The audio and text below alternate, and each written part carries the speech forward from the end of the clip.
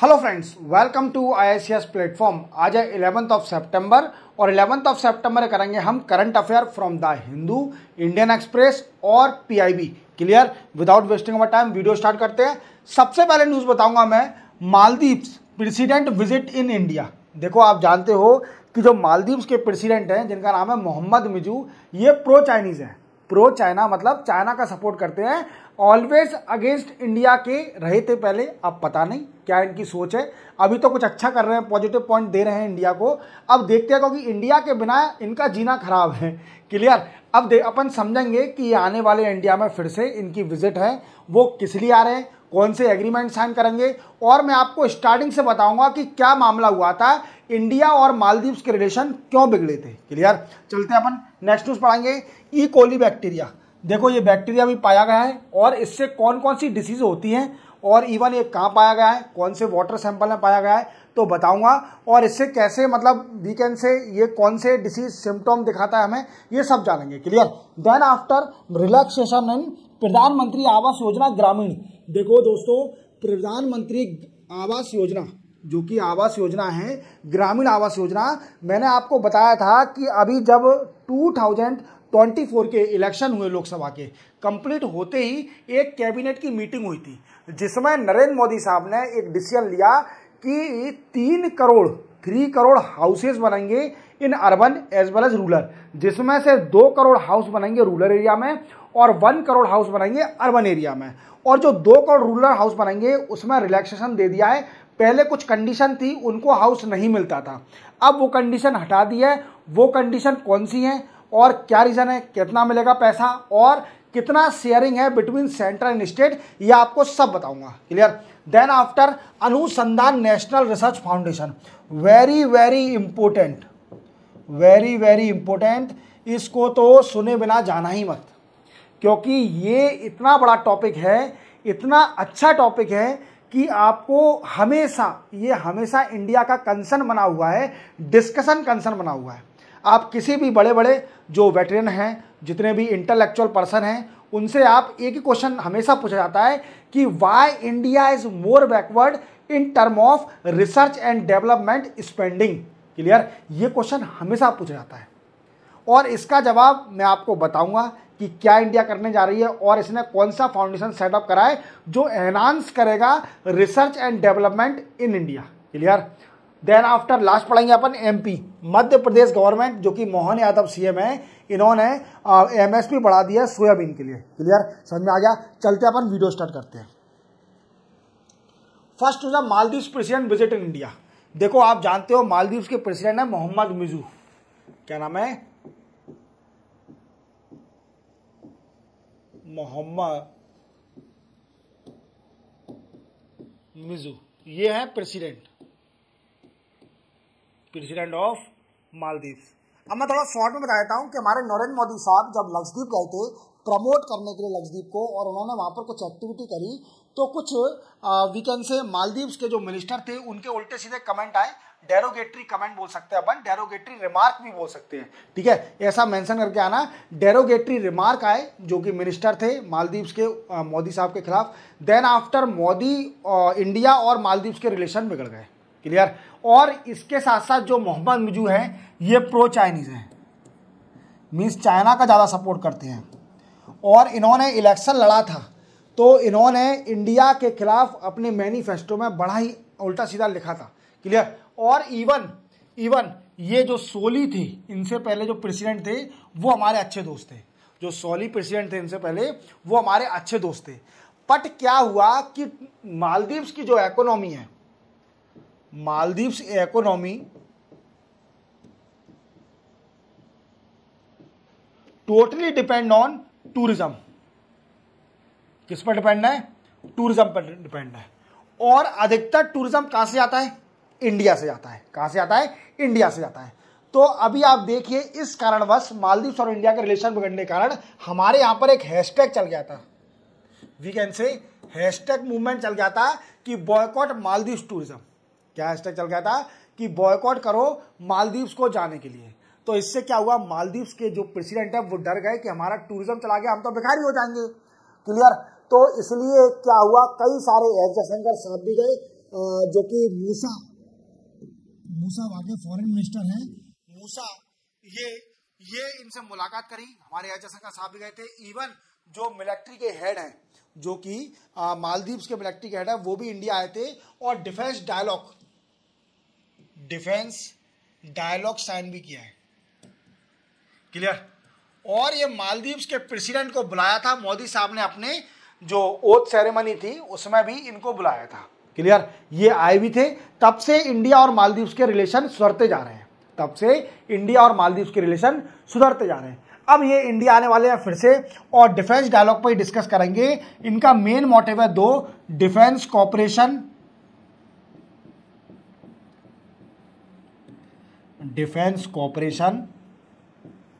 And military exercise.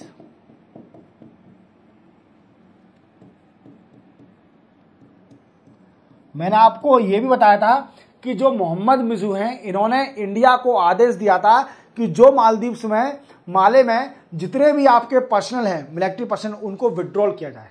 और India ने approximately nearly 80 military personnel को मालदीव से विड्रॉल करके इंडिया बुला लिया था।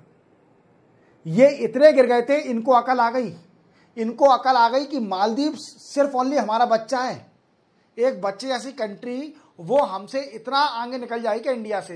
इंडिया हंसी खेल नहीं है। India right now is a 5th largest economy.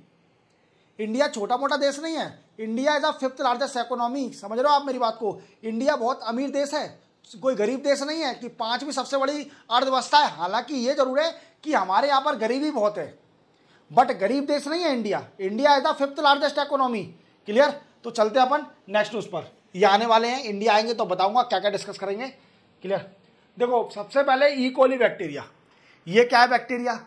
ये एक बैक्टीरिया है जो कि कई सारे सिम्टम दिखाता है वीकेंड से बॉडी के अंदर। अब ये पाया गया है कहां पर? वाटर में पाया गया है इन ग्रेटर नोएडा।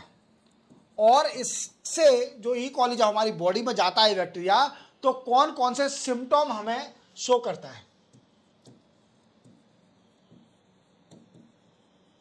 सिम्टम्स, पहला तो फीवर। क्या है? फीवर, स्टोमक पेन,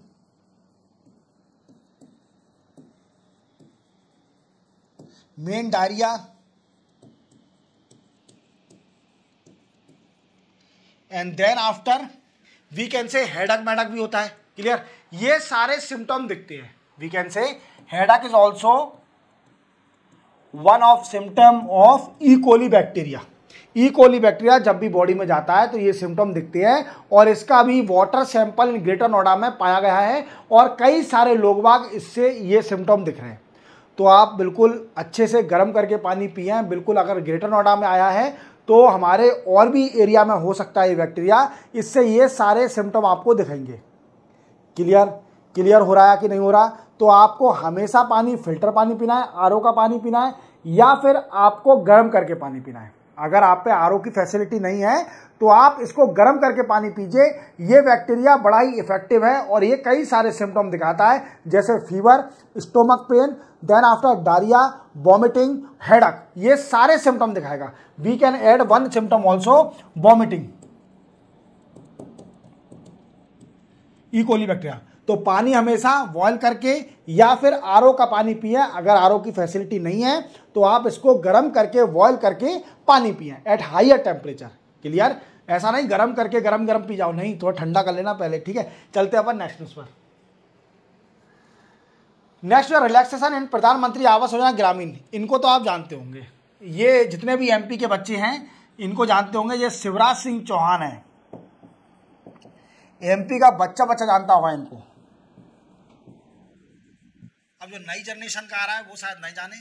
अब जो नया जनरेशन आएगी अब वो नहीं जानेगी, जैसे मेरी बच्ची है नहीं जानेगी इनको, बट बताऊंगा तो समझ जाएगी। शिवराज सिंह चौहान जी है जो former CM of Madhya Pradesh, और ये agriculture ministry as well as rural development ministry भी होल्ड करे हैं। रूरल डेवलपमेंट मिनिस्टर भी हैं। क्लियर। और आपको मैंने बताया था कि मोदी साहब की पहली कैबिनेट मीटिंग हुई थी मोदी 3.0 में। Cabinet meeting in Modi 3.0, Modi 3.0 में पहली मीटिंग हुई थी, जिसमें एक डिसीजन लिया गया था कि 3 करोड़ हाउसेज बनाए जाएंगे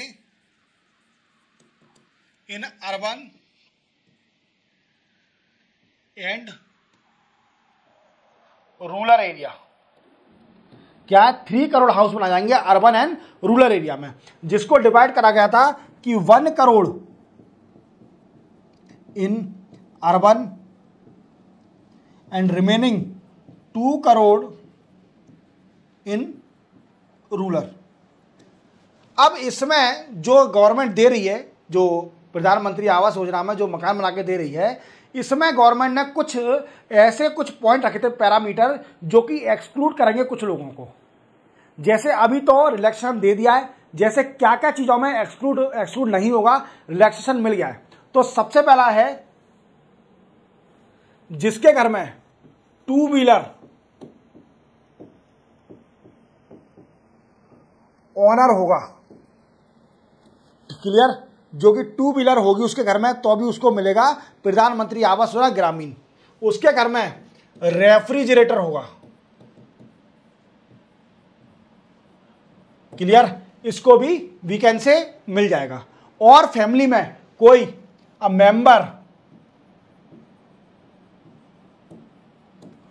मेंबर ऑफ फैमिली अर्न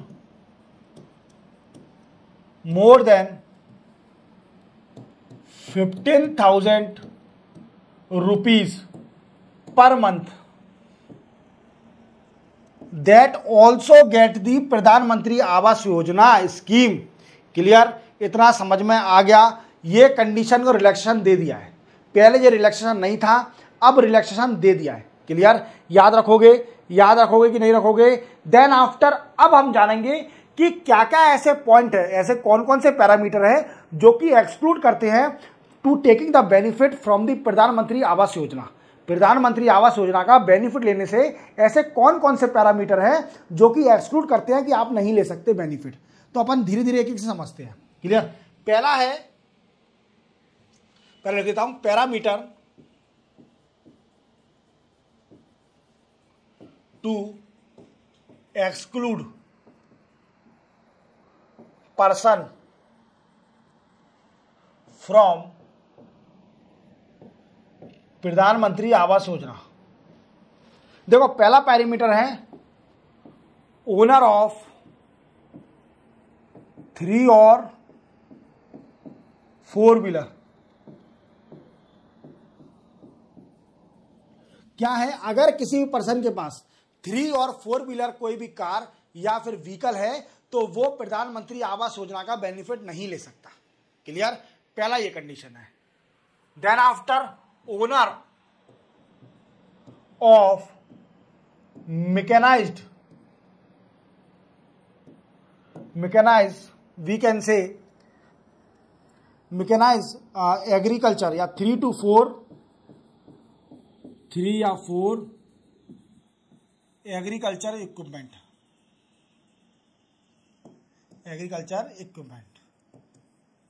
जैसे मान लीजिए किसी के पास 3 ट्रैक्टर खड़े हैं, घर के पास बाहर 3 ट्रैक्टर खड़े हैं और उसको चाहिए प्रधानमंत्री आवास योजना का बेनिफिट, तो नहीं मिलेगा। क्या नहीं मिलेगा? नहीं मिलेगा। अगर उसकी फैमिली में मेंबर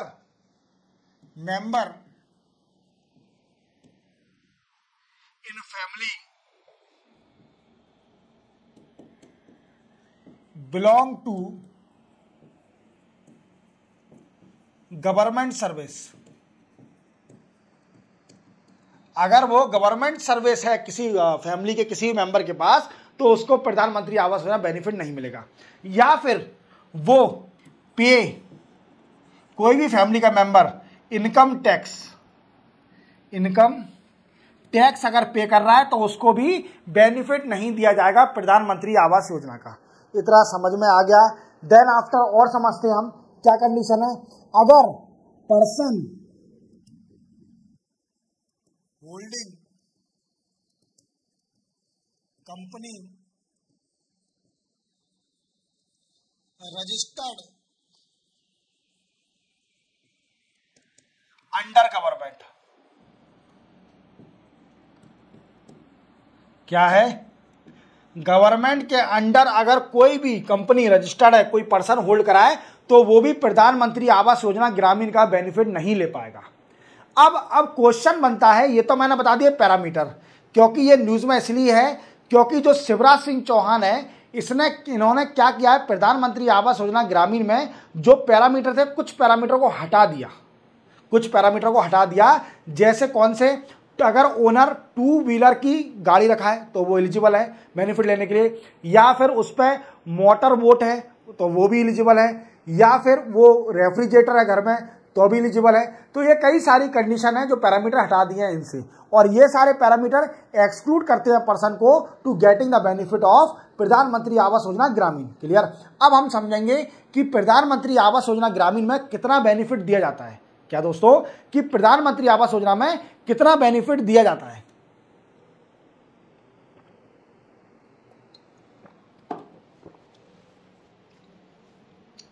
तो प्रधानमंत्री आवास योजना में, प्रधानमंत्री आवास योजना ग्रामीण जो प्लेन एरिया है, जो कि प्लेन एरिया है, उसको दिया जाएगा 1.2 लाख।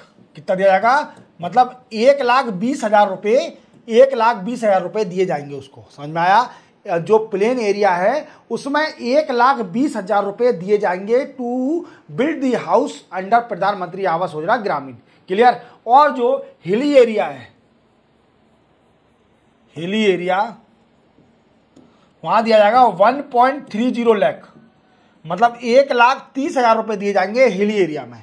कहां पर? 1,30,000 रुपये दिए जाएंगे हिली एरिया में to construct the house under Pradhan Mantri Awas Yojana Gramin. Clear? अब हम समझेंगे कि सेंटर और स्टेट का शेयर कितना होगा। पहले तो आप एक बात जान लीजिए, मैं आपको हर लेक्चर बताता हूं कि दो तरह की स्कीम होती है। एक होती है सेंट्रल सेक्टर स्कीम और दूसरी होती है central sponsor scheme. Central sector scheme वो स्कीम होती है जो कि पूरा फंड सेंट्रल गवर्नमेंट देती है, means 100% funded by the central government, that is called the central sector scheme. And central sponsor scheme are those scheme which are funded sharing both state and center, जिसमें state और center का sharing होता है, that is called we can say central sponsor scheme. Clear? तो Pradhan Mantri Awas Yojana Gramin is a central sponsor scheme. Central sponsor scheme, central sponsor scheme है कौन सी? ये अपनी प्रधानमंत्री आवास योजना ग्रामीण। तो इसमें शेयरिंग कितना है तो देखते हैं अपन। शेयर ऑफ गवर्नमेंट, स्टेट और गवर्नमेंट का शेयर देखते हैं।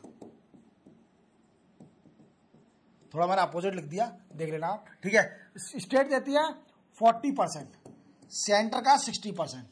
तो 60-40% का रेशो है। सेंट्रल गवर्नमेंट देगी 60% और 40% देगी स्टेट गवर्नमेंट। ये किसके लिए है? ये नॉर्मल स्टेट के लिए, ये नॉर्मल स्टेट के लिए। क्लियर? ये क्या है? Normal state. Clear? Then after जो कि union territories of Jammu and Kashmir and even we can say Himalaya area, Himalayan state, जो कि Uttarakhand, Himachal Pradesh, Himalayan state. Then after north east state, इसके लिए शेयर है दोस्तों 90-10 का, मींस 90% सेंट्रल गवर्नमेंट देगी शेयर और 10% देगी स्टेट गवर्नमेंट। क्लियर? अब हम समझेंगे यूनियन टेरिटरी। यूनियन टेरिटरी, जितनी भी यूनियन टेरिटरी हैं और इंक्लूडिंग लद्दाख, लद्दाख को भी इंक्लूड करके, तो इनका शेयर है सिर्फ ओनली 100%। मतलब पूरा शेयरिंग सिर्फ ओनली 100% सेंट्रल गवर्नमेंट देगी। तो आपको पूरी तरह समझ में आ गया होगा कि प्रधानमंत्री आवास योजना ग्रामीण क्या है और कौन से पैरामीटर इसमें से रिमूव कर दिए हैं और कौन कौन से पैरामीटर है जो एक्सक्लूड करते हैं लोगों को to take the benefit from the Pradhan Mantri Awas Yojana Gramin. Clear? चलते अपन नेक्स्ट न्यूज पर। नेक्स्ट न्यूज आपके लिए इतनी इंपॉर्टेंट है क्योंकि ये जानना आपको बहुत जरूरी है। Anusandhan national foundation research, we can say research foundation, Anusandhan we can national research foundation. अब हम समझेंगे ये क्या है। देखो पहले अपन बेस बना लेते हैं कि इंडिया हमारी जो कंट्री है महान, इसको सोन चिड़िया बोला जाता है, सोने की चिड़िया, क्लियर, ये सोने की चिड़िया पाई जाती है इंडिया में। But India is more backward in spending in research and development. देखा जाए तो इंडिया सिर्फ ओनली जीडीपी का 0.7% खर्च करती है किस पर, रिसर्च एंड डेवलपमेंट पर। किस पर, रिसर्च एंड डेवलपमेंट पर सिर्फ ओनली 0.7% खर्च करती है of the GDP in research and development, clear.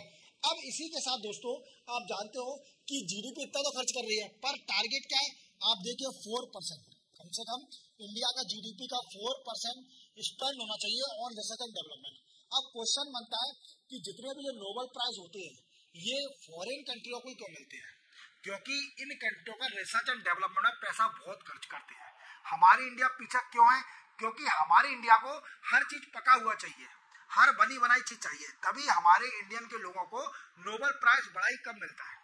आप देखिए अमेरिका में देखिए, यूके में देखिए, ये जितनी भी स्कैंडिनेवियन कंट्री हैं उनको देखिए, इनको जापान को देखिए, साउथ कोरिया को देखिए, इनको लोगों को कितना नोबेल प्राइज दिया जाता है क्योंकि ये नए नए इनोवेशन करते हैं। बट हमारे इंडिया को क्यों नहीं मिलता, क्योंकि हमारी इंडिया को आदत पड़ी हुई है पका हुआ माल खाने की, कि बस बना बनाया मिल जाए, हमें क्या करना, मेहनत करना नहीं है। India also backward in term of spending the in research and development. Research and development में स्पेंड करने में भी इंडिया बैकवर्ड है। अब देखा जाए डेटा तो only India spend 0.7% of the GDP in research and development. और कितना टारगेट होना चाहिए, approximately 4% of the GDP should be spend on research and development, clear. तो देखो अब क्या हुआ है कि 2023 में, इसी को देखते हुए 2023 में इंडिया ने अनुसंधान नेशनल रिसर्च फाउंडेशन बनाया। क्या बनाया, अनुसंधान नेशनल रिसर्च फाउंडेशन बनाया 2023 में। इसका मेन मोटिव क्या था, इसका मेन मोटिव था to enhance research and development in college and universities in India,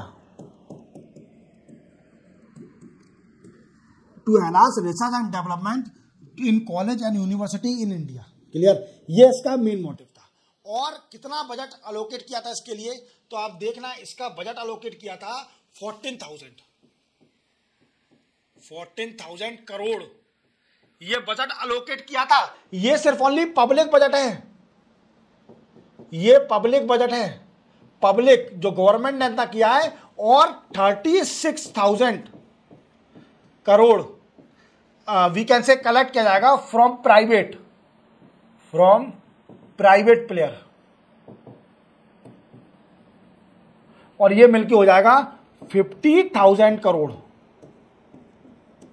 कितना हो जाएगा दोस्तों, 50,000 करोड़ हो जाएगा ये मिलके। देखो लिखा है ना, estimation budget is 50,000 crore for 5 year. 5 year क्या, 2023 से लेकर 2028 तक ये फंड हो जाएगा। 50,000 मीन्स 14,000 करोड़ सिर्फ only budget we can say government ने अलोकेट किया है, और 36,000 करोड़ प्राइवेट इन्वेस्टमेंट से कलेक्ट किया जाएगा, और मिला के कितना हो जाएगा 50,000 crore.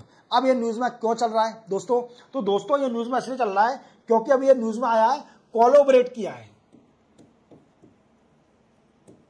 Collaborate with foreign universities